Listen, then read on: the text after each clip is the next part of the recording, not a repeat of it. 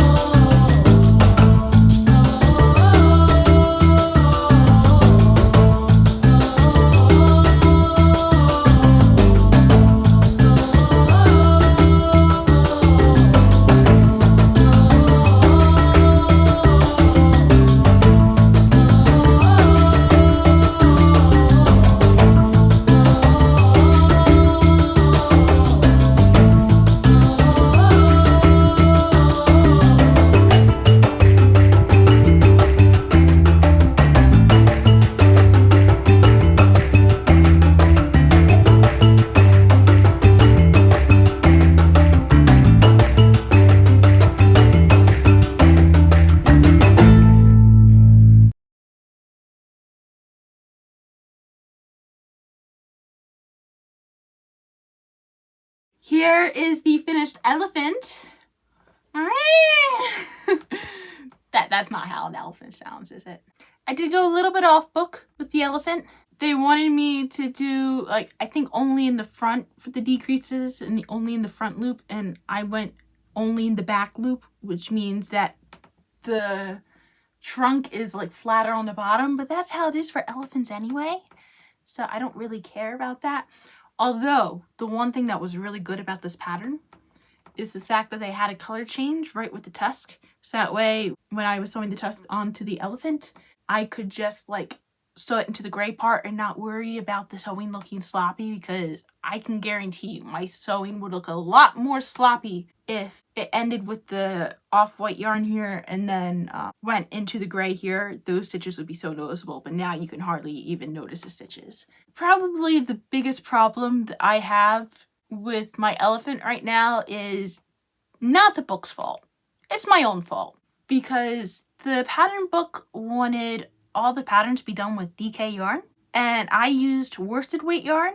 So did I realize that I probably would end up with a bigger stuffed animal if I used a thicker weight yarn? Did I accommodate for that in the pattern? So I have a really big elephant. I mean, this is still relatively small compared to the overwhelming majority of stuffed animals, but I have a plan of bringing 12 stuffed animals to Kenya. And if they're all this size, I'm not going to have room, because I was thinking about bringing them in my carry-on, not packing them in the suitcase. But elephant might have to get packed in the suitcase. Elephant is big. I can't carry around 12 stuffed animals that are all this big and expect them all to be fitting in a backpack. So I think I have to be aware of how thick the yarn is going to be before I continue with any more stuffed animals, which I do know I have more gray that's coming up, like more animals that are gray coming up, so I gotta find a different gray that's thinner and smaller. I'm sure I have this somewhere, I just gotta find it. But overall, this is a very well done pattern, and I enjoyed how it looks very much. I mean, I've made quite a few elephants, and I've made some elephants that I'm not very happy with, but I am very happy with this one, and I'm hoping to see elephants when I get to Kenya. Also, I do apologize, along with the too big situation, I realized that the last part of the time lapse was kind of if the elephant was being held up like right here because of the filming setup and whatnot, but I think I've got that solved for the next animal too, because it was only like 6 inches above the animal, and usually I have more space than that. Anyway, that was today's entertainment. Have a nice day.